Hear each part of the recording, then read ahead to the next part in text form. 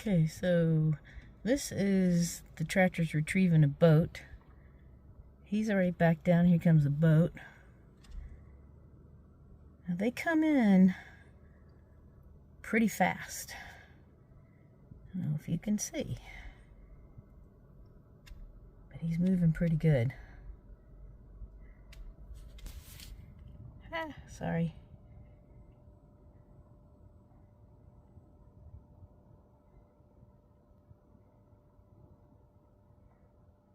He's gonna make a little turn back.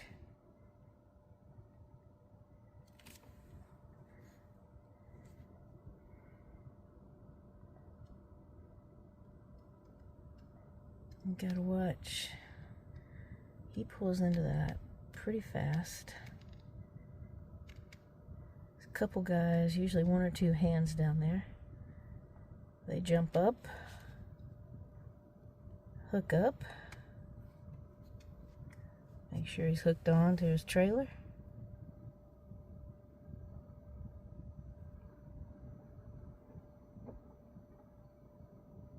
And just ride back in with him.